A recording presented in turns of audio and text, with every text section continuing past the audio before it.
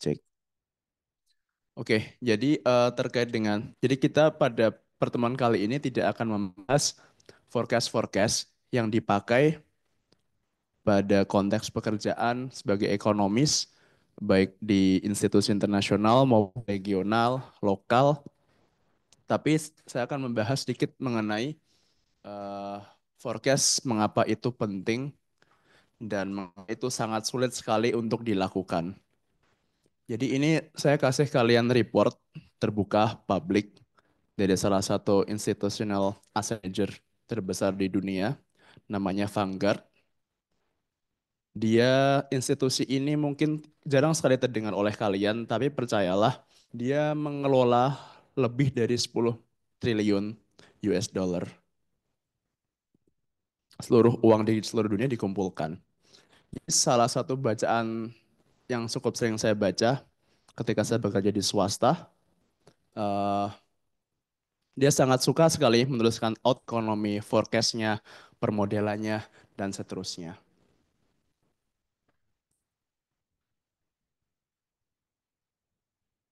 Bentar. Oke,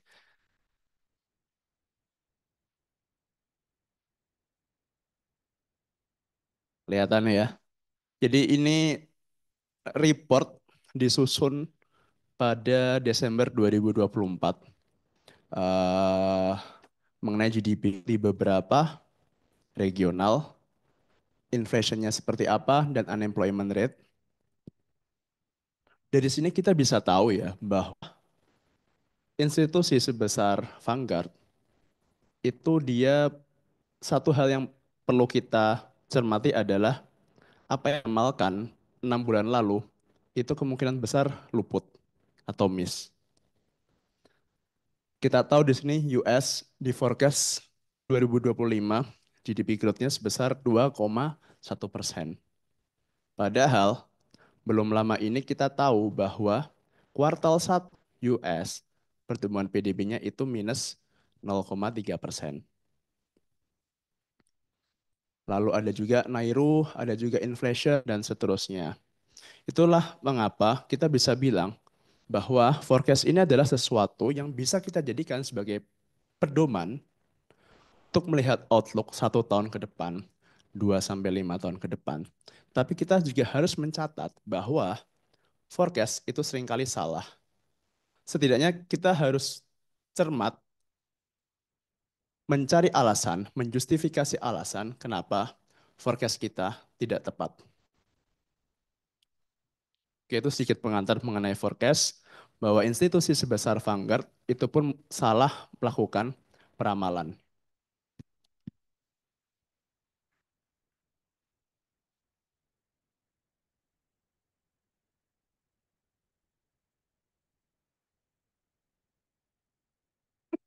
Oke.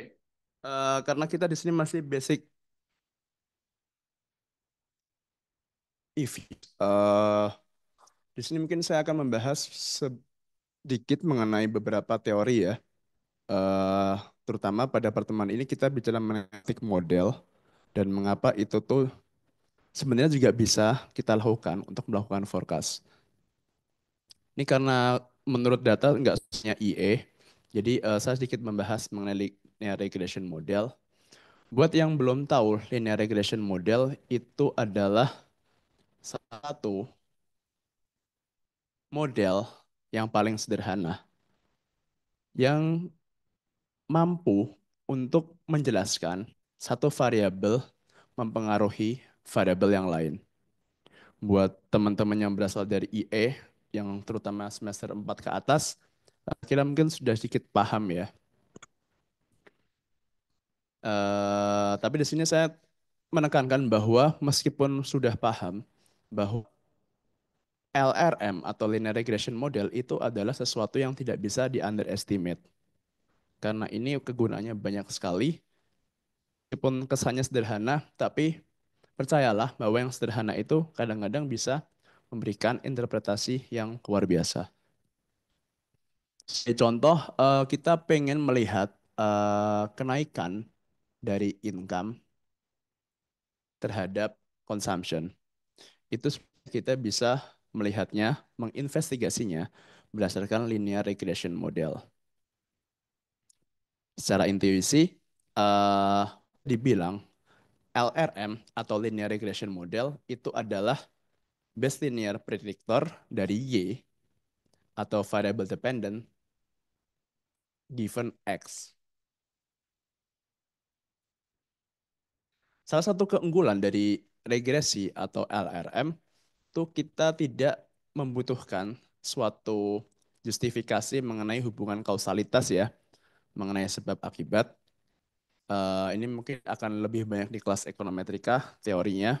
Saya sedikit memberikan pengantar, terutama untuk teman-teman yang tidak berasal dari program studi IE, mengenai linear regression model. Ini adalah persamaan basic dari linear regression model. Kita bisa menuliskannya sebagai demikian, ada Y sama dengan beta nol plus beta IXI plus UI, di mana Y-nya adalah variable dependent. Dalam konteks tadi, YI itu adalah konsumsi, dan juga X-nya itu adalah variable independent. Dalam konteks yang saya berikan tadi, XI itu adalah tingkat pendapatan ya, atau income dari suatu individu. Beta 0 merupakan intercept, beta I itu adalah slope atau koefisien dari regresi, sedangkan U itu adalah error term. Nah, yang menjadi pertanyaan besar dalam regresi itu adalah nilai dari betanya, baik beta nol maupun beta I. Kita tahu bahwa kita bisa mengukur variable Y, konsumsi tadi, berdasarkan survei, berdasarkan data-data yang tersedia. Kita juga bisa mengukur XI atau variable apa tadi, income dan konsumsi berdasarkan survei yang ada. Tapi di realitas kita tidak bisa menemukan yang namanya beta, baik slope maupun konstantanya. Nah, itulah yang perlu kita lakukan untuk mengestimasi dari beta.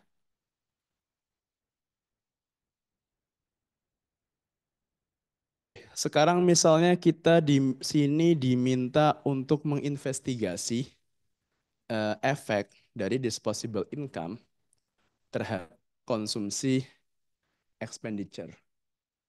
Kita tahu ya bahwa logikanya kalau teman-teman di sini gajinya makin tinggi atau uang saku dari orang tuanya makin tinggi atau beasiswanya makin tinggi, income-nya makin tinggi, maka harusnya kalian akan spending lebih tinggi dari seharusnya. Ingat, ini adalah salah satu teori bahwa konsumsi dan juga income itu memiliki korelasi positif. Sekarang kita coba masuk ke views-nya.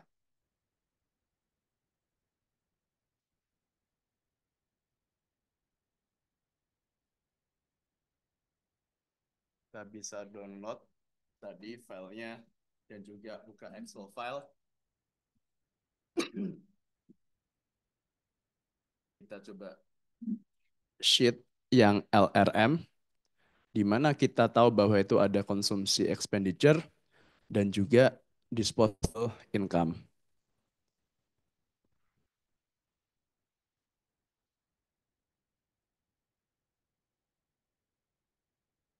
Dan next, seperti biasa, kita memastikan bahwa variable ini itu date by specific date series, time series ya. Kalau sudah kita finish, oke. Seperti biasa, ketika kita membuka variable, kita coba cek statistiknya ataupun grafiknya. Untuk kita bisa lebih tahu intuisi apa atau cerita apa, karakteristik apa yang bisa kita gali dari data konsumsi ini. Jadi ini konsumsinya bulanan dari tahun 2000 berapa nih? 2007, 2008 ya mungkin sampai tahun 2024. Trennya terus menaik kecuali di tahun 2020 ya. Mungkin kita bisa ambil kecurigaan bahwa itu disebabkan oleh COVID.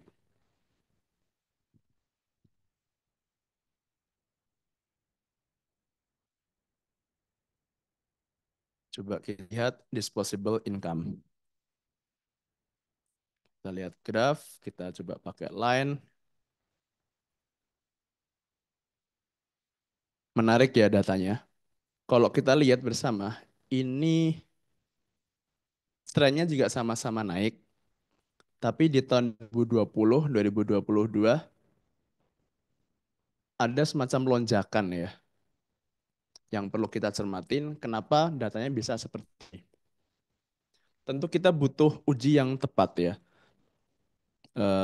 penelitian lebih tepat. Tapi kita bisa mengira-ngira bahwa di tahun 2022 ini kecurigaan saya ya, mungkin dikarenakan ada yang namanya commodity boom, di mana ada kenaikan harga nikel, batu bara, yang itu mendrive income-income perusahaan-perusahaan. Jadi itu kecurigaan kita bahwa tahun sekian itu ada yang dinamakan commodity boom. Itu ya, jadi saya menekankan bahwa sebelum kita melakukan banyak estimasi, kita coba selalu melihat grafiknya seperti apa, statistik summary-nya seperti apa. Jadi kita punya sense kira-kira data ini nanti mau kita bawa ke arah mana.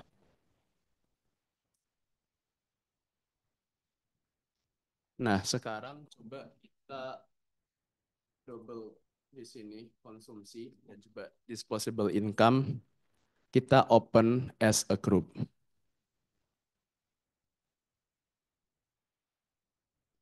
Di sini kita coba bikin graf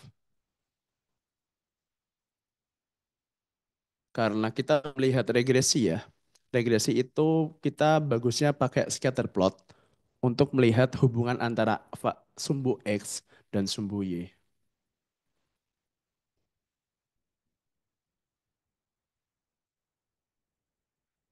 Nah, ini bisa kita lihat di sini sama seperti kecurigaan kita ya, bahwa yang namanya disposable income itu harusnya berkorelatif dengan konsumsi.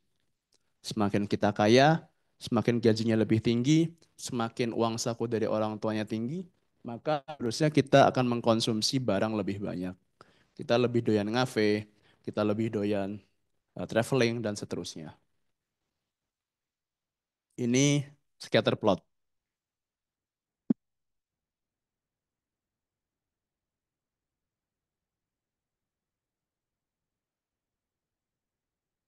Nah, coba kita buka as a group lagi. Kita view graph, kita scatter. Sekali lagi, kita coba fit lines, kita kasih regression lines. Oke. Nah, jadi ini adalah yang dinamakan sebagai garis regresi ya. Garis regresi itu adalah garis yang menggambarkan data paling bagus. Jadi persebaran data ini kita tarik garis lurus paling diwakili oleh,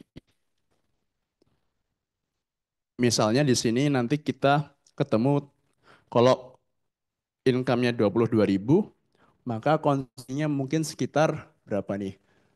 Sekitar 16.000. Kita juga bisa memprediksi kalau nanti 30.000, kira-kira kalau menurut garis regresi nanti konsumsinya berapa. Itu yang disebut sebagai garis regresi. Makanya, nah tadi kan kita bisa tahu ya bahwa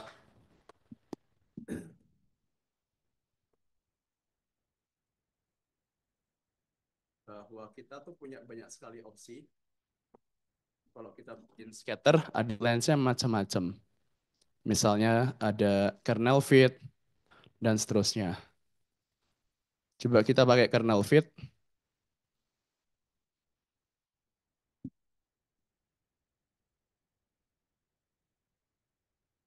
Jadi itulah kenapa kalau kita mau melihat suatu grafik atau analisis sederhana, kita itu perlu melihat apa namanya persebaran datanya.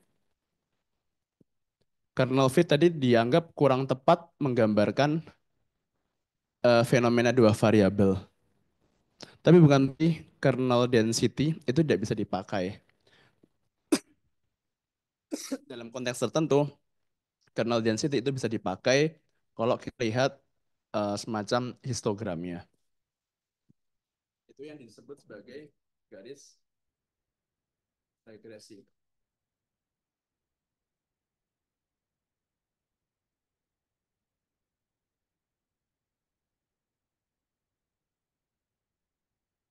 Nah, sekarang gimana cara kita mengestimasi regresi?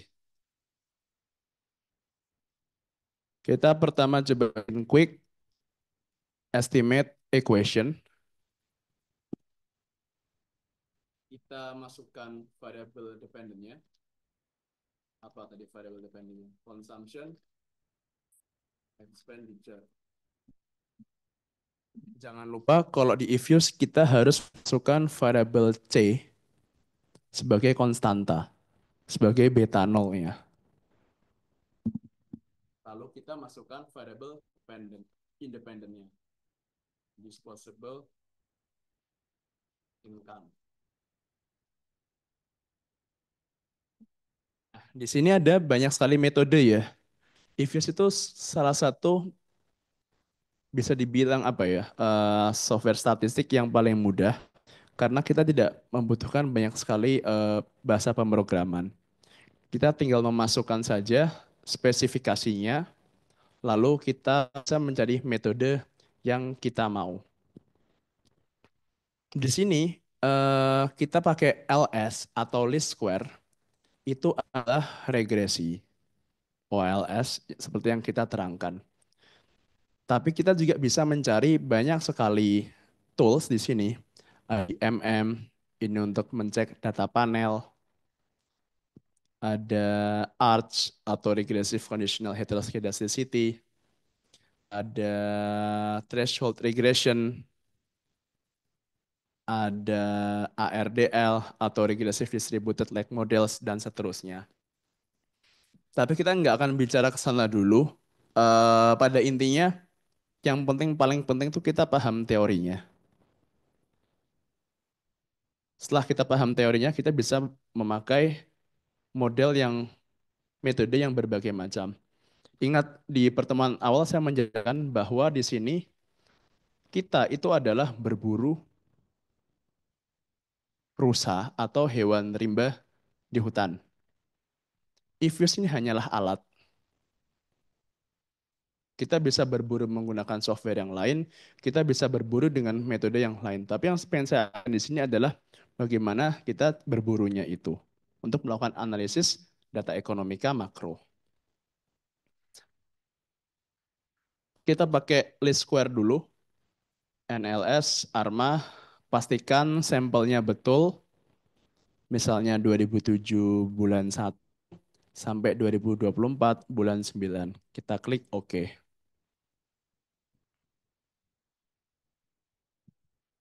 Buat yang familiar dengan ekonometrika, karena ada beberapa yang bukan dari IE, ini adalah variabel-variabel yang kita, di mana variabel dependentnya adalah consumption expenditure, variabel independennya adalah disposable income.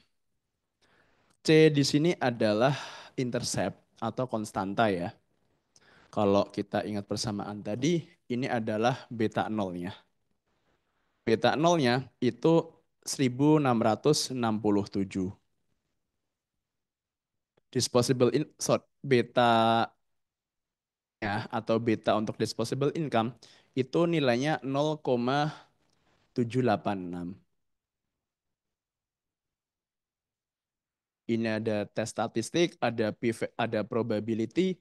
Buat yang belum paham, p-value ketika probnya di sini di bawah 5% atau 0,05, maka kita bisa mereject null hypothesis sehingga kita bisa bicara bahwa variabel tersebut secara statistik signifikan mempengaruhi variabel y-nya, ceteris paribus.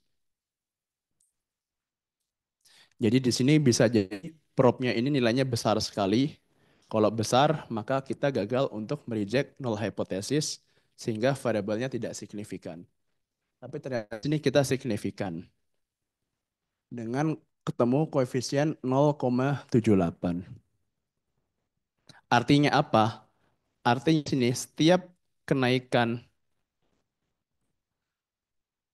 income sebesar 100, katakanlah kita dapat tambahan gaji 100 ribu deh misalnya.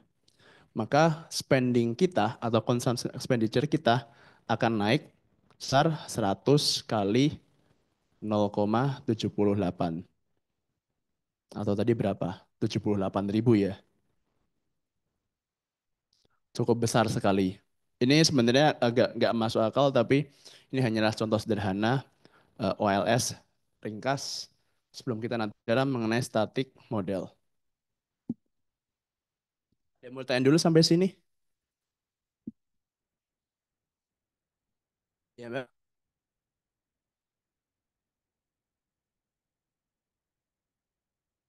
Sorry, Mbak.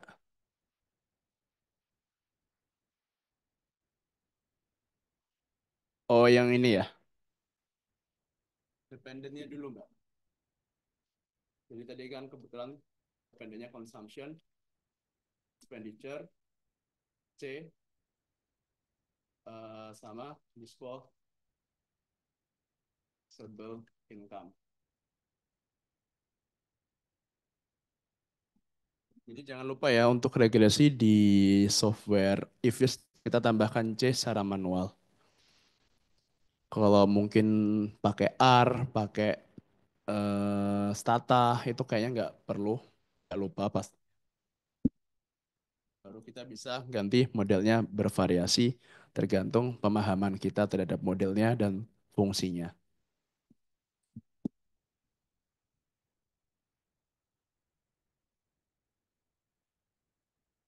Ya Mbak. Eh, Setahu saya tuh dari panitia nih dikasih di YouTube-nya Mbak.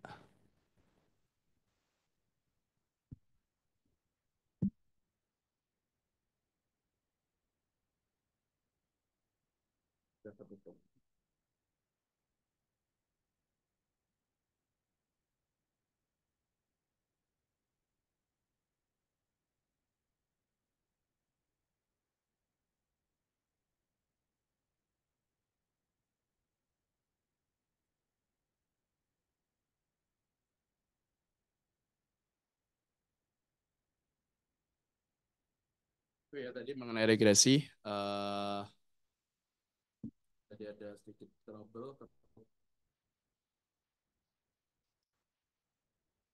assumption C disposable income. Ini ada garis regresinya ya. Di sini ada C konstanta. Apa makna konstanta di sini? Makna konstanta di sini adalah ketika dia tidak punya income atau disposable income-nya nol, maka dia itu punya apa ya, istilahnya kayak bare minimum untuk melakukan konsumsi sebesar 1.600. Jadi meskipun dia tetap ada bare minimum apa pengeluaran lah, ada atau nggak ada gaji tetap biaya sebesar 1.600 untuk bertahan hidup. Dan itu make sense ya.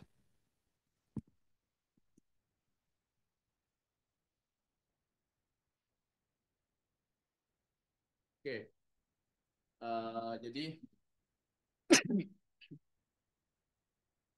ini kutipannya saya ambil dari IMF Institute, International Monetary Fund, untuk bagian capacity building training dan seterusnya. Itu bilang bahwa sekali lagi kita tidak boleh meremehkan OLS karena OLS estimator itu salah satu metode ekonometri yang dipakai punya properti-properti yang bagus ya. Karena itu paling simple. Tentu saja ada kekurangannya, kita tidak bisa melihat hubungan kausalitas. Tidak bisa melakukan banyak sekali forecast-forecast, tapi ini adalah salah satu teknik yang paling sederhana. Mungkin saya bisa menyebutnya bahwa kalau kita pergi ke dokter, misalnya mbaknya di sini sakit belum diketahuin, jangan mbaknya deh. Misalnya ada orang lain, misalnya ada Bayu, si Bayu ini pergi ke dokter, dia nggak tahu dia sakit apa. Tapi dokter itu melakukan cek untuk diagnostik penyakit. Dia melihat tanda-tandanya, oh si Bayu ini ternyata batuk 3 minggu, 3 hari berturut-turut. Kalau malam keringat dingin, terus seterusnya. Nah, dokter itu tuh biasanya punya kecenderungan, oh kalau gejalanya seperti ini, maka si bayi itu sakit tipes, misalnya. Tapi untuk mencek sakit tipes itu kita nggak bisa dengan pengamatan mata seperti itu. Kita butuh tes lab. Kita butuh apa? Cek laboratorium atau mungkin ambil darah atau ada treatment-treatment ada kurang paham. Nah, OLS itu kira-kira seperti diagnostik awal saja. Oke, tadi kita bisa melihat konsumsi sama income. Kira-kira hubungannya, korelasinya positif. Jadi kita bisa mungkin curiga ya, kalau mereka ternyata beneran korelasi positif. Ingat saya selalu menekankan ya, fenomena makro itu sangat dinamis, sangat cepat. Kadang-kadang kita belum sempat memodelkan sesuatu, tapi dunia makro sudah berubah. Nah itu makanya Einstein itu kira-kira berpendapat bahwa OLS itu salah satu tools yang berguna untuk kita mencek segala sesuatu karena kita tidak perlu repot mungkin cek parameter, modeling segala macam, tapi kita kira-kira punya arah. Mungkin saya sempat menyontohkan bahwa oh, ada serangan India ke Pakistan, perang, kira-kira dampaknya apa. Itu bisa-bisa aja kita diagnostik test menggunakan OLS sederhana. Untuk menceklah kira-kira ada apa. Meskipun itu belum bisa kita ambil sebagai kesimpulan ya, cuma ngecek arahnya aja. Jadi makanya jangan meragukan OLS. Kadang-kadang kita tuh pengen cepet keren, pengen cepet luar biasa, modelnya macam-macam di SGE segala macam. Itu nanti. Yang dari basic kita paham, kalau udah paham, seterusnya itu gampang.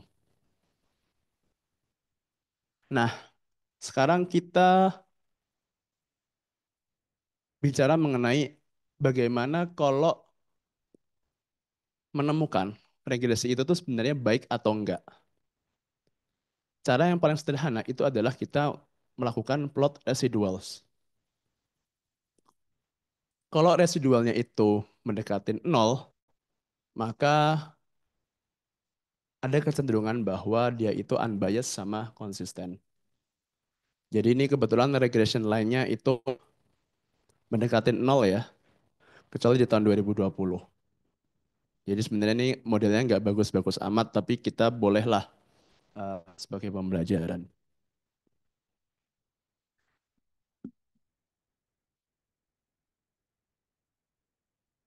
Caranya adalah coba klik view, ada residual diagnostik, ada coefficient diagnostik, stability diagnostik. Kita coba yang,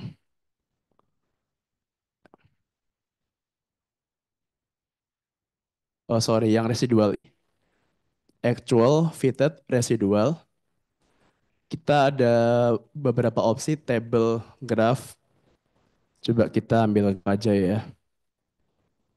Nah ini.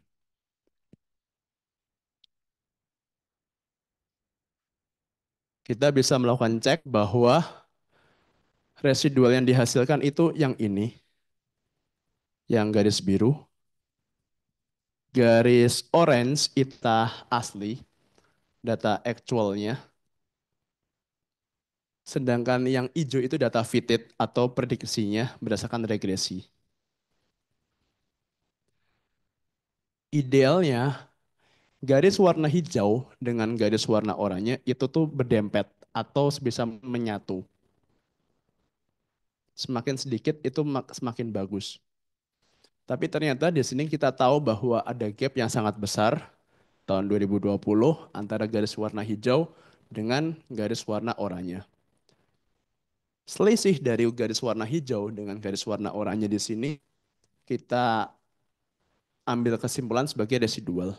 Makanya di sini residualnya besar sekali karena di atasnya atau di 2020 gap antara actual sama fitted value itu sangat besar. Nah, ini tadi contoh sederhana.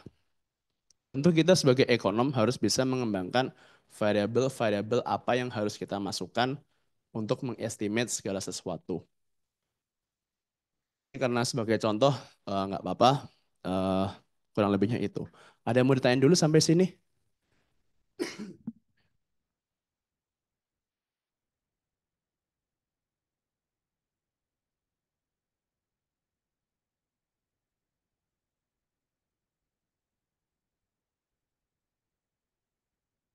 Oke, sekarang kita masih masuk persoalan mengenai regresi ya. Apa jadinya jika dua variabel yang menjadi perhatian kita itu non-linear? Atau ada tren, mungkin ada semacam shock, sehingga variabelnya kalau kita inspeksi secara grafik itu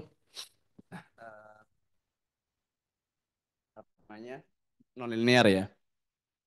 Dan pada realitanya yang namanya variabel ekonomika makro itu biasanya bentuknya eksponensial.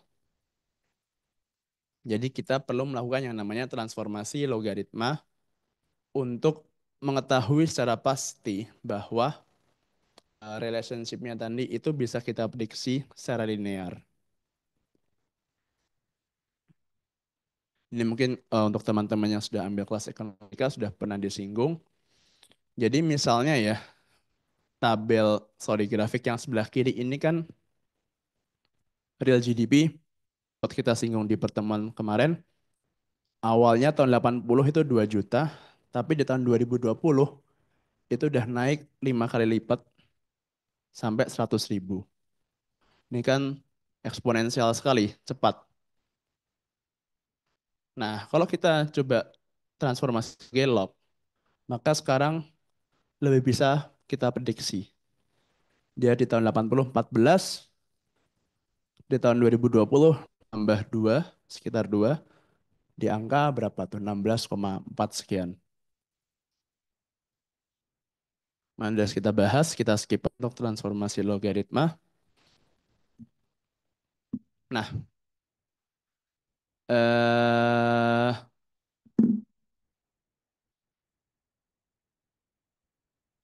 kita juga bisa memodelkan linear regresi model itu dengan meregresi time-nya atau trennya.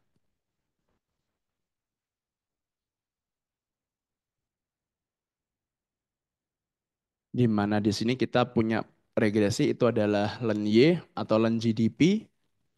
Len GDP ya ini sorry belum aku koreksi. Diregresi terhadap time-nya.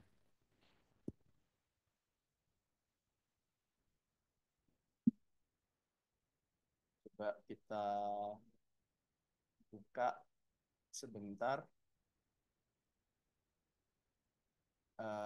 data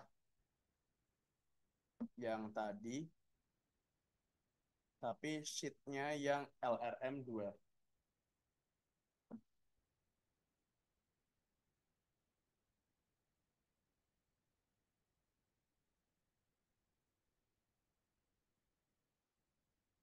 Kita yes ya.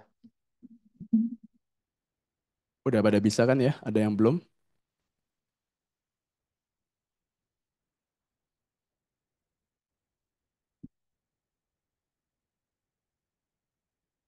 Jadi sekarang kita di sini punya data GDP yang kita import dari tahun 80 Januari sampai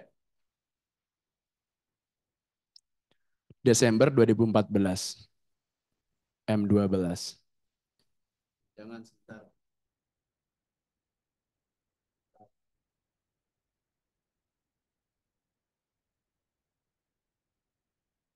Sorry, sorry, sorry. Gini aja, ini tadi kita close dulu. Kita close, kita impor baru. Diffuse yang LRM2.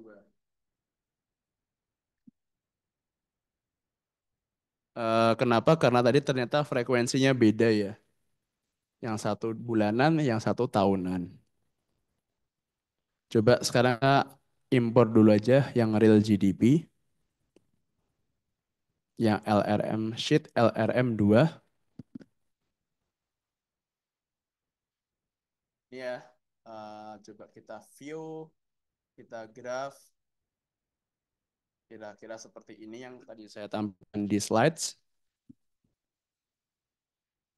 Kita generate,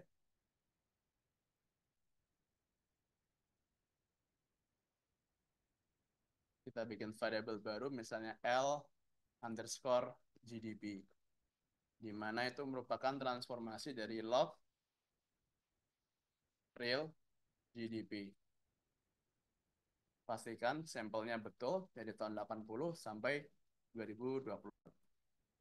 Oke. Nah, sekarang kita punya variable baru L underscore GDP. Kalau kita graph, ini ya, seperti yang tadi kita tampilkan, bahwa pertambahannya untuk GDP itu lebih lebih kecil. Jadi lebih bisa kita prediksi. Sekarang kita coba estimate. Klik quick, klik estimate equation. Kita L GDP sebagai variable dependent. Kita C tambah add trend.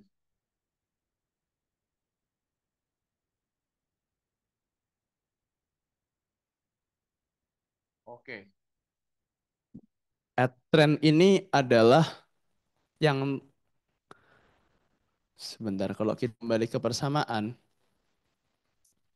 Ini kan ini log GDP ya. Sorry aku nih typo. Log GDP ini beta nolnya adalah C dan kita di sini meregresi terhadap trennya atau time-nya. Jadi itu ada variabel dan kita regresi terhadap waktu.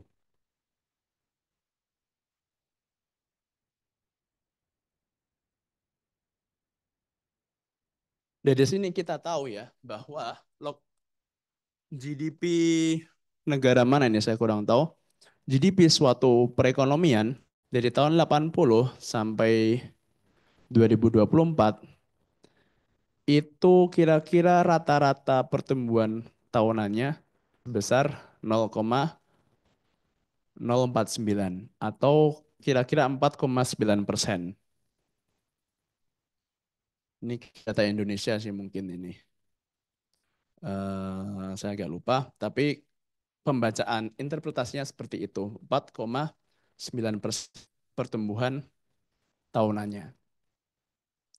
Jadi di sini yang menariknya adalah kita tidak meregresi GDP terhadap variabel independen, tetapi terhadap waktunya atau tren. Jadi makanya tadi waktu kita quick estimation, kita masukkan variabel dependent LGDP, jangan lupa tambahin konstanta, dan jangan lupa di add trend. Di mana tren ini untuk uh, menggambarkan waktu.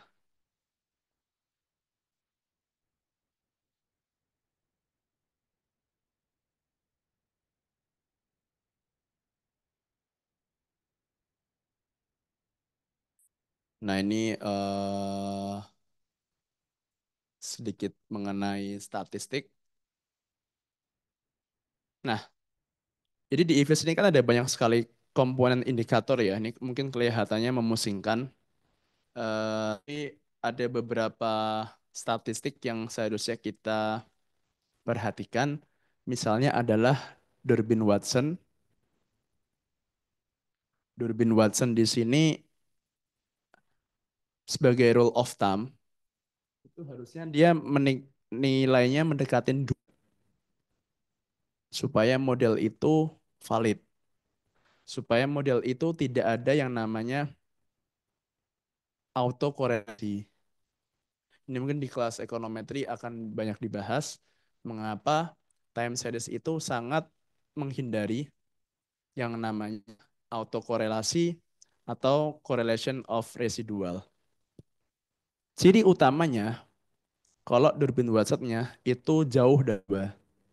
Di sini kita tahu bahwa nilai Durbin Watson-nya 0,2 atau sangat jauh ya dari 2, sehingga kita bisa mengambil kesimpulan kalau sebenarnya model ini itu mempunyai persoalan autokorelasi. Tapi itu tidak akan kita bahas di sini. Itu di kelas ekonometrika. Sekarang kita coba untuk lihat residual dari estimasi yang baru saja kita lakukan dengan residual graph.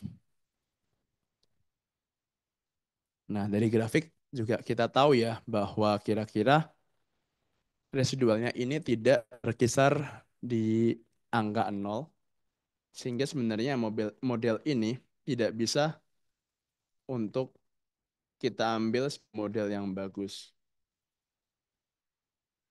Dari tadi kita selalu menemukan bahwa model itu residualnya nggak ada yang pas. Nah, itulah mengapa saya bilang di awal tadi bahwa forecast itu sebenarnya sangat sulit dilakukan. Kalaupun bisa, terus ngerevisi, jarang sekali tepat.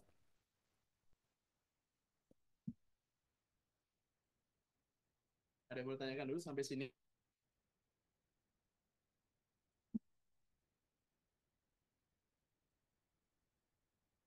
Oke, sekarang kita memasuki static linear regression model. Ini mungkin udah ambil kelas makroekonometrika di sini? Udah ambil? Yang lain belum? Satu doang. Ini berarti saya harus bicaranya nggak boleh terlalu teknis. Tapi di sini kita coba bicara mengenai static linear regression model, di mana ini tuh semacam forecast-forecast sederhana, di mana model di tahun ini itu juga variabel di tahun ini itu juga dipengaruhi oleh tahun ini juga. Kita belum ada istilahnya lag value. Ini masih sangat sederhana. Memang nggak realistis, tapi kita coba bangun fondasinya dulu. Nah, di sini juga saya menganjurkan untuk kita mentransformasi variabel sebagai logaritma, baik variabel dependent maupun variabel independent dalam model, meskipun masih sederhana, kita bisa memaknai itu sebagai sebuah elastisitas. Apakah ini mempengaruhi satu sama lain? Belum tentu. Tapi setidaknya kita bisa melihat elastisitas. Jadi sebagai konteks, di dunia praktis, seperti yang saya bilang ya, bahwa dunia ekonomi itu berubah sangat cepat sekali. Kadang kita belum sempat membuild model, fenomena sudah berganti. Nah, di Kemenko Perekonomian itu biasanya ada sebuah tim yang meregresi atau memodelkan lah, mencek elastisitas variabel tertentu terhadap misalnya perekonomian Indonesia. Misalnya kenaikan batu bara sebesar sekian, itu nanti elastisitas terhadap pertumbuhan ekonomi Indonesia seperti apa. Pertumbuhan ekonomi Cina misalnya naik sekian, itu elastisitas pertumbuhan ekonomi terhadap Indonesia seperti apa. Jadi ada semacam apa ya, fenomena hubungan, bukan sebab akibat ya, tapi semacam korelasi yang kira-kira tuh sebenarnya sangat bagus untuk mendiagnostik. Sekali lagi saya bilang bahwa OLS itu kecenderungannya seperti diagnosis. Tentu saja itu nggak tepat, tapi seenggaknya kita punya apa ya, semacam sense of dari variabel ini akan ke arah mana. Jadi itu kita coba di ya.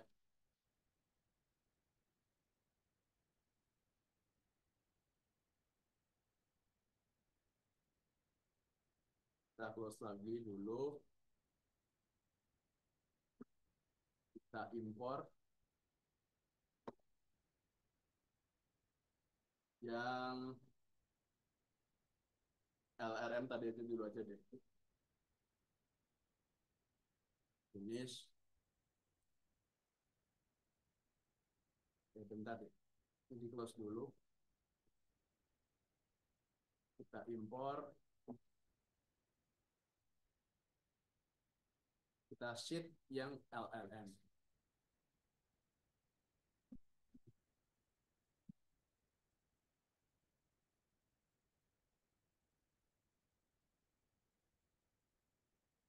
Oke, jadi ini kita buka variabel awal tadi.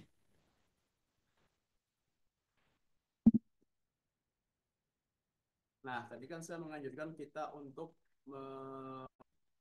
mentransformasi dalam log ya, untuk mengecek elastisitas. Kita generate misalnya L, jangan log C sama dengan log consumption expenditure. Kita generate log finance, transformasi logaritma dari disposable income.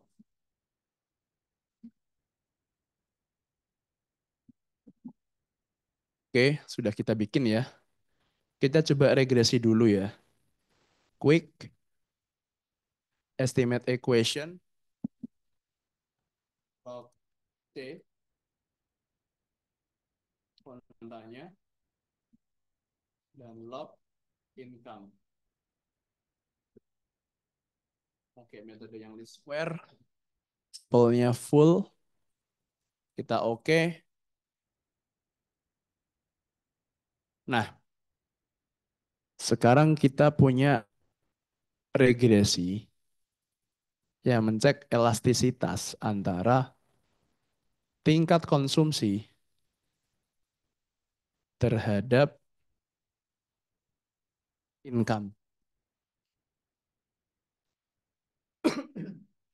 Sebagai catatan, Durbin Watsonnya 0,49 ya. Sebenarnya nggak ideal, tapi kita tinggalkan itu sejenak. Dari sini kita tahu bahwa log income itu ternyata berpengaruh signifikan terhadap konsumsi. Jadi elastisitasnya 0,87. Artinya ada kenaikan income sebesar satu, itu maka nanti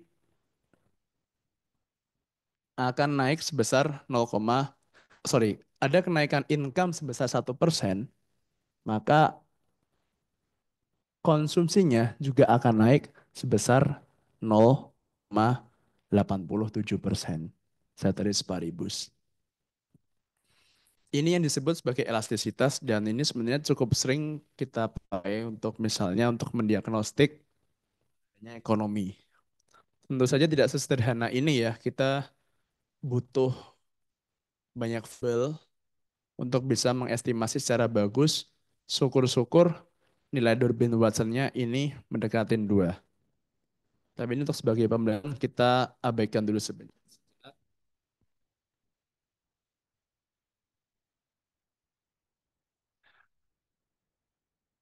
Itu tadi ya, kita kembali ke slides, bahwa ternyata susah sekali untuk kita memodelkan suatu peramalan atau forecasting.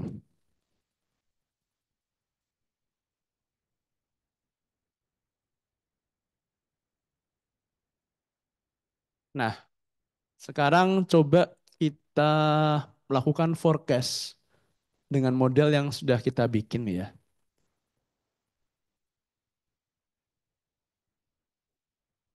Jadi saya pengen menjelaskan bahwa ini udah mulai agak teknis soal forecastnya. Masih yang sederhana, masih statik, di mana variabel di tahun T hanya dipengaruhi oleh variabel tahun T juga. Jadi misalnya hari ini, tahun ini 2025 itu ada apa misalnya? Government efisiensi, maka GDP itu akan terkontraksi di tahun ini juga atau berpengaruh di tahun ini juga.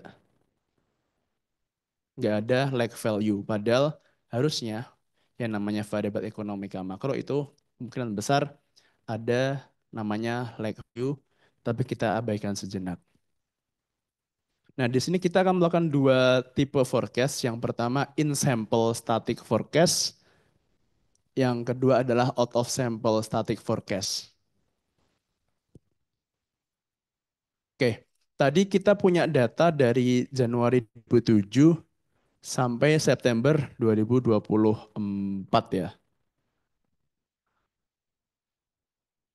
Yang namanya in sample forecast itu dia mengestimasi dalam sampel. Artinya apa? Artinya yang di forecast itu Januari 2007 sampai September 2024. Tapi kalau udah out sampel, itu berarti di luar sampel. Jadi kita mulai bergerak ke depan. Misalnya di sini nanti kita coba nge-forecast Oktober 2024 sampai Oktober 2025. Dan nanti kita melihat forecast-forecastnya itu nanti seperti apa ya.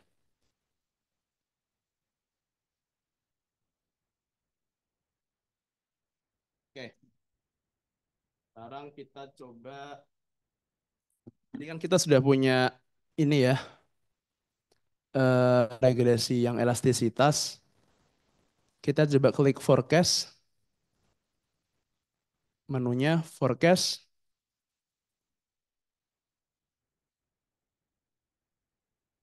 Kita pakai yang ini dulu aja ya. Eh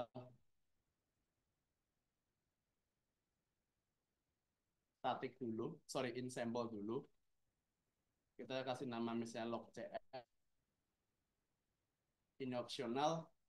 Nah, forecast sample untuk tipe in sample itu harus berada di dalam sampel.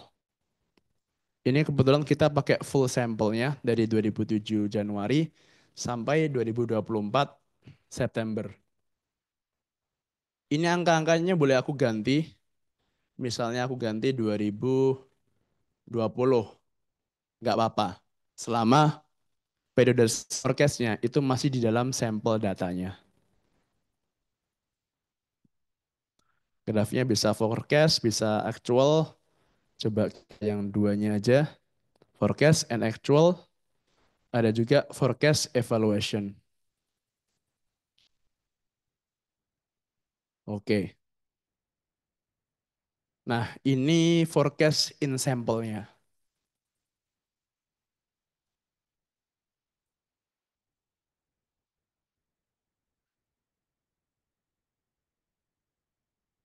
Ini ada beberapa garis ya.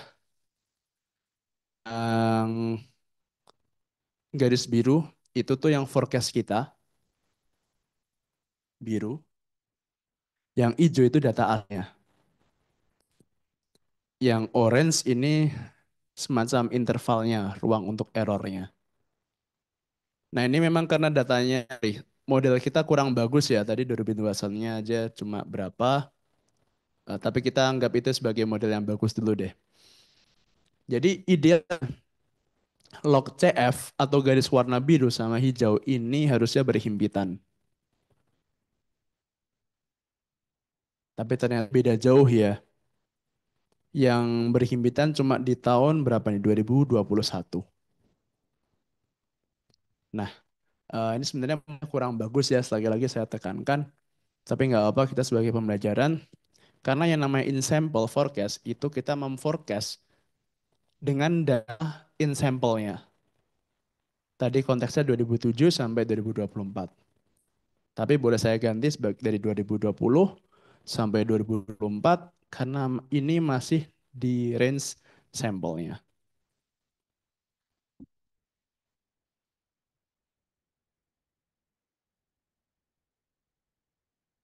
Nah, sekarang eh kita coba ke kita coba masuk ke ininya.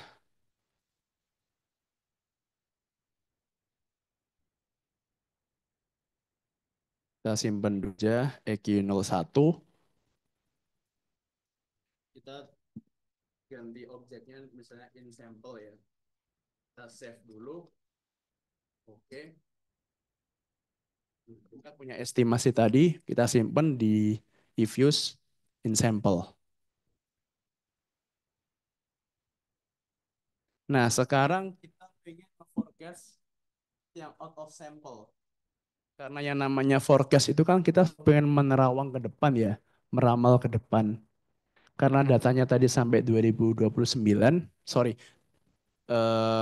September 2024, kita pengen melihat setahun ke depan, ini kira-kira akan seperti apa. Yang pertama adalah kita klik range datanya. Range datanya kita klik, ini kita geser ke depan. 2005 M10. Jadi kita melebarkan time frame-nya sesuai yang mau kita forecast. Oke, untuk kemudahan kita pengen forecast 1 tahun ke depan sampai Oktober 2025. Oke.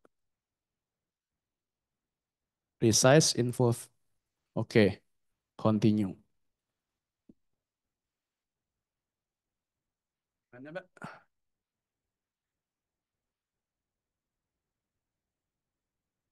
Mbak, gimana? Mbak diulangin? Masih, ya, sesama.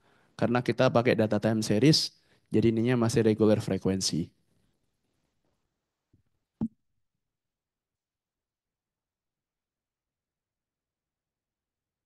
Sekarang kita coba klik log CF,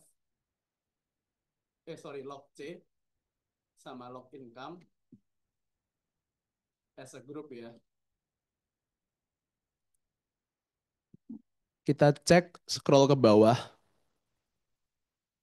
Ini kan datanya kosongan ya. Datanya kosong. Hmm, karena datanya kosongan harus kita isi. Tadi C atau konsumsi itu kan variable dependent kan.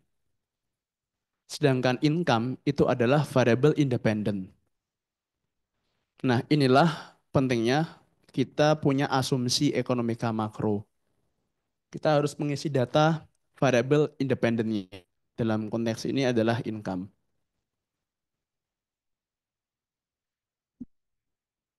Kita klik Excel dulu.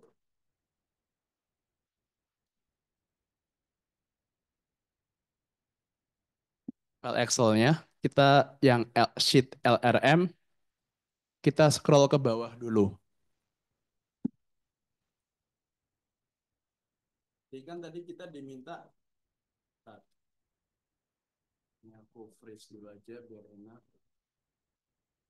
Terus. Nah, kita kan cuma datanya sampai September 2020.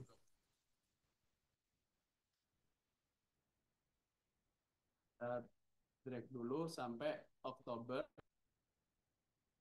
Oke.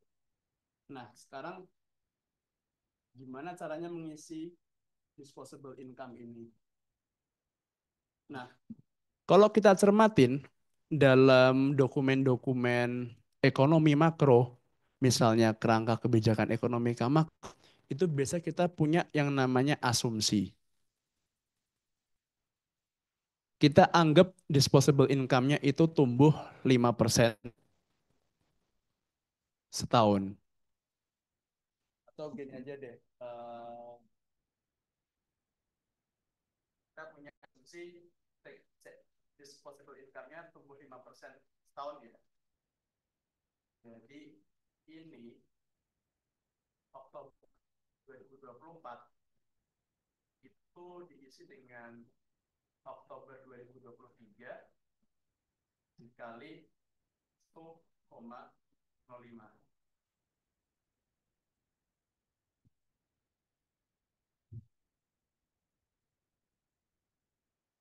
Ini asumsi disposable income-nya tumbuh 5% setahun. Tentu asumsinya juga perlu diperdebatkan, harus yang punya justifikasi yang kuat, entah itu dapat report dari Bank Indonesia, dari BPS atau Bank Dunia, biasanya mengeluarkan forecast. Nah itu kita bisa jadikan patokan. Tapi anggap aja tumbuh 5%. Kita drag ke bawah, oke. Kita kan tadi pengen cari nilai log-nya ya. Yang dicari log-nya sama dengan log variable ininya.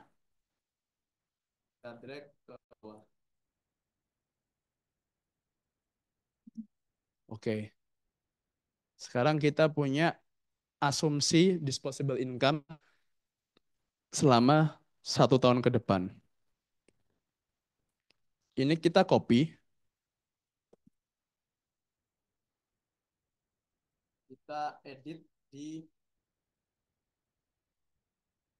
views-nya.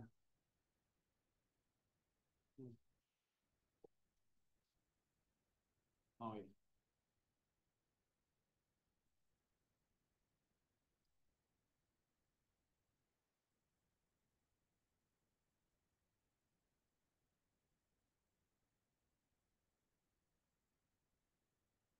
Git,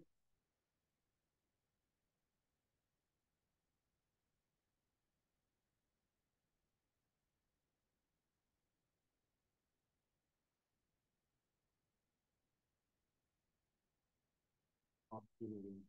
Nah, log income, kita drag log cell-nya, edit, nggak bisa juga ya.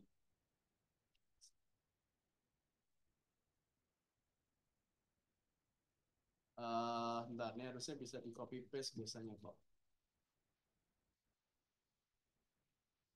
Jadi 2024, 10, 2025, 10,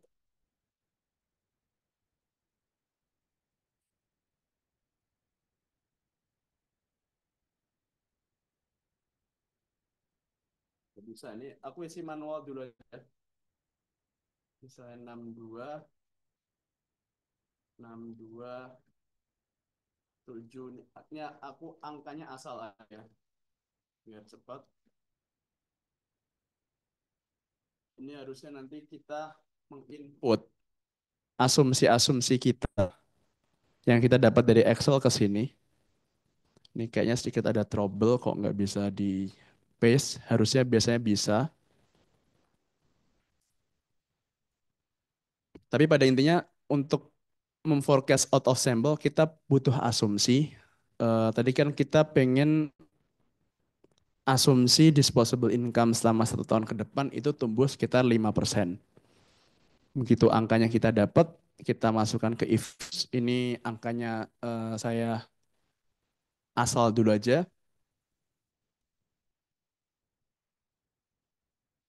Bentar. Oke ya, sekarang kita estimate lagi. Kita L sorry, log C dependent C log inch. Pastikan di sini kita mengestimate-nya sampai 2025 ya. Karena kita punya range observasi baru. Oke,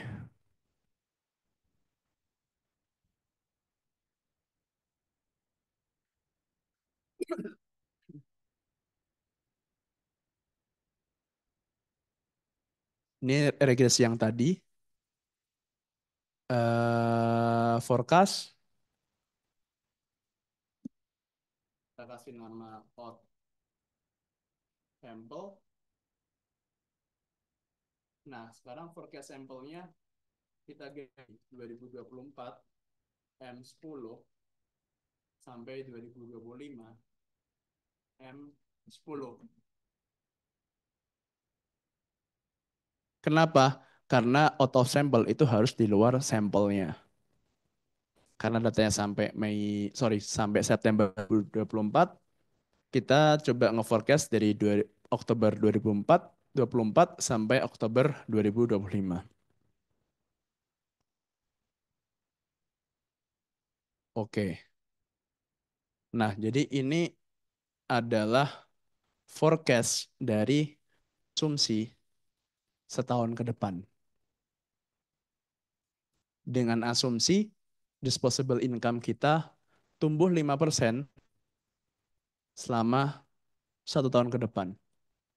Tentu asumsinya boleh kita ganti-ganti ya. Yang penting missing values di Oktober 2024 sampai 25 itu dipenuhin. Entah kita punya asumsi tumbuh sekian persen itu butuh justifikasi, atau kita asumsi pakai angka patokan dari misalnya Badan Kebijakan Fiskal dan seterusnya. Jadi apa yang bisa kita petik di sini? Ini agak menarik ya. Oh, ini kan angkanya asal ya. Jadi sebenarnya tidak bisa kita jadikan patokan untuk analisis. Tapi harusnya kalau kita benar, ini tuh harusnya karena asumsi 5% tumbuh per tahun income, harusnya sampelnya juga akan, forecast out of sampelnya juga akan naik. Karena tumbuh 5% dan korelasinya tadi positif. Ada yang bertanya sampai sini? Gimana Mbak?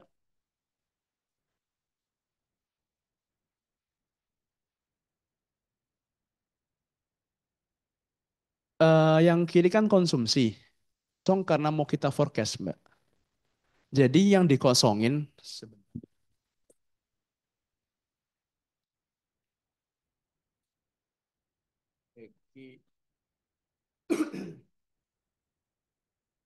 ini kan maksudnya Mbak yang kosong.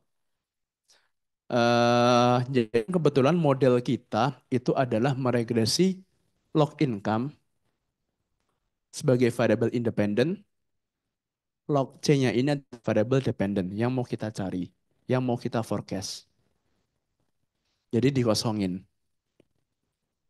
Misalnya modelnya nanti ada 5 variabel, nggak cuma income, tapi misalnya apa, inflasi, pendidikan, seterusnya. Nah itu harus kita isi juga selama 1 tahun ke depan. Variable independen harus kita isi untuk mencek variable dependennya.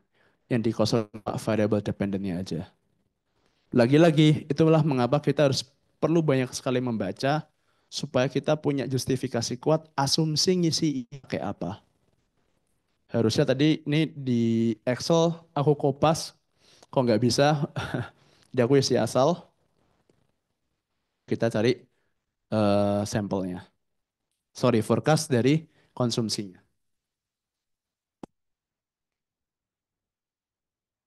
Yang bertanyain?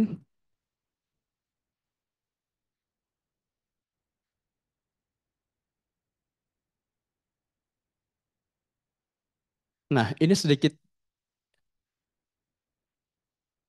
ini adalah statik ya. Sekali lagi saya tekankan statik.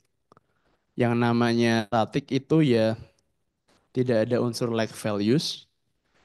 Kalau kita perhatikan di sini, log log Oktober 2024 itu diprediksi oleh log income di periode yang sama. Di 2025 Februari juga hanya diprediksi oleh periode yang sama. Apakah itu make sense? Enggak. Misalnya kemarin suku bunga BI turun jadi 5,5%.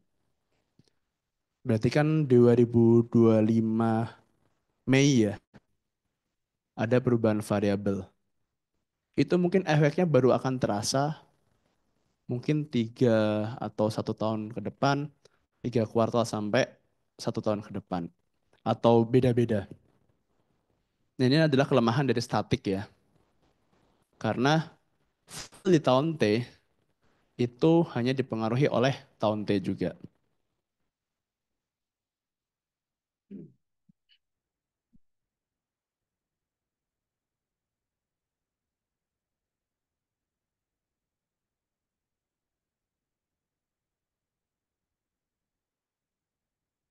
Ini contoh grafik. Ini belum di logaritma ya. Tadi kan kita carinya di dalam bentuk log. Eh, ini forecastnya. Yang kiri itu statik. Yang kiri itu within sample atau in sample-nya. Yang kanan itu out of sample. Jadi sekali lagi yang kiri itu sampelnya sesuai data yang kita punyai. Kalau yang out of sample atau yang grafik kanan itu kita harus pasang asumsi.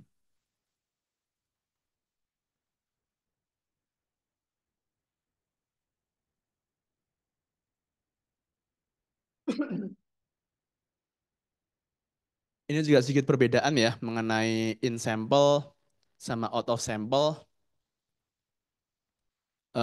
Time period beda. Kalau yang within sample itu kita punya datanya, out of sample kita belum punya. Terus tujuan ini yang paling penting. Kenapa kita nge-forecast data kalau datanya tuh udah ada? Ini adalah untuk mengevaluasi model fitnya. Jadi konteks data kita tadi itu kan kebetulan nggak mirip ya. Forecast sama actualnya itu banyak sekali perbedaan. Nah, dari situ kita bisa mengevaluasi, oh ternyata modelnya kurang bagus. Bukan karena kita melakukan pekerjaan yang sia-sia, memforecast ke belakang atau di tahun-tahun yang udah ada. Padahal yang namanya forecast pengen meramal ke depan di data yang belum ada.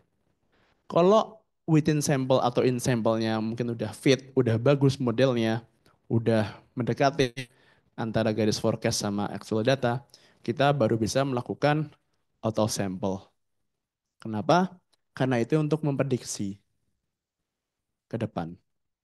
Kalau ke belakang aja kita salah, ngapain kita jauh-jauh ke depan?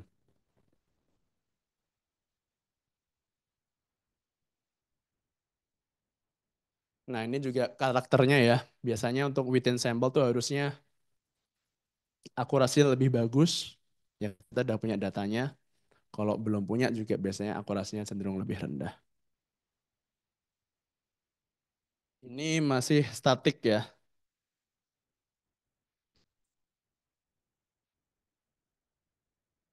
Nah, sama seperti LS tadi, kita juga perlu melihat residualnya. Seharusnya residualnya itu punya pattern atau bergerak di sekitar nol.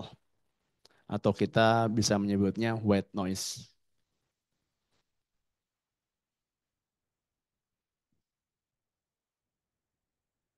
Tadi cuma baru satu ya yang ambil makroekonometrika.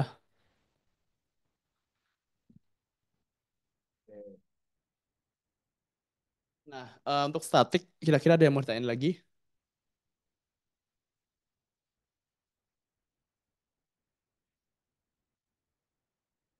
Oke, ini sedikit pengantar ya untuk minggu depan. Jadi tadi aku udah berkali-kali bilang bahwa model kita selama ini itu banyak sekali kelemahan. Nilai Durbin Watson-nya jauh dari dua, atau dengan kata lain, dia itu ada namanya serial korelasi.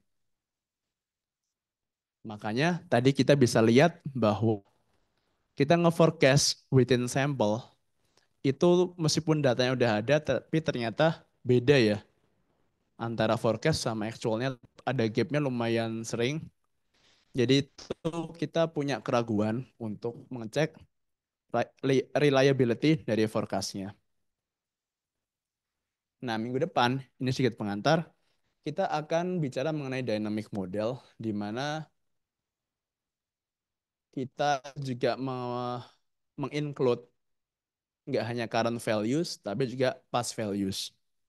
Kayak yang tadi sudah aku bilang bahwa BI hari kemarin baru bulan ini menurunkan suku bunga, tapi mungkin impact-nya baru akan terasa 1 tahun ke depan. Nah, jadi itu kenapa dynamic itu lebih realistis karena menginclude past values. Nah, banyak sekali dynamic models ya. Tapi karena baru satu yang ambil makroekonometrika, coba kita belajar yang paling simple. Misalnya di sini ada yang namanya autoregressive distributed lag, ADL atau mungkin ARDL ada yang menyebutnya, dan juga error correction model. Jadi nanti kita akan belajar untuk forecast sesuatu yang mungkin lebih bisa menjelaskan realita data ekonomika makro. Ada lagi yang mau ditanyakan sampai sini?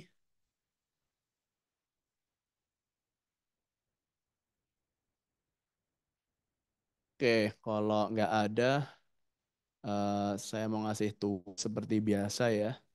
Sangat simpel aja. Coba kalian cari topik atau linear regression model tentang makro. Kalian nggak harus mengforecast, nggak harus mengestimate. Cuma kalian jelaskan saja itu model apa, variabel apa yang dipakai, kenapa tertarik sama topik itu atau model itu. Singkat aja, nggak usah banyak-banyak. Hmm, itu aja sih mungkin. Seperti biasa, ini udah ada linknya kok di submit sebelum hari Rabu depan, COB, Close of Business. Ada lagi yang mau ditanyain? Mbak?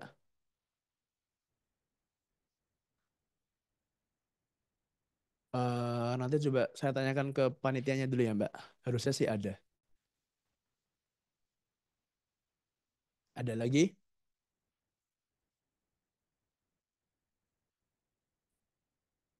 Ada, saya tetap terbuka ya untuk diskusi apapun. Ada beberapa orang yang kemarin email dengan topik-topik di luar yang diajarkan di kelas Evius ini. Saya sangat senang kalau ada teman-teman yang tertarik dengan ya entah Evius makro atau keseluruhan. Kita bisa diskusi bareng. Tidak hanya di topik kelas, karena apa yang saya sampaikan di kelas ini, sesi ini tuh sebenarnya untuk yang sangat basic, pengantar Evius, pengantar cleaning data, sama hal-hal terkait dengan data ekonomi makro. Harapannya sebelum kita bicara dengan forecast yang sangat sophisticated, atau sofistikasinya tinggi, kita perlu membenahi dasar-dasarnya. Itu aja mungkin dari saya untuk pertemuan kali ini. Kalau pertanyaan lagi saya tutup. Makasih banyak perhatiannya. Sampai jumpa minggu depan. Selamat siang.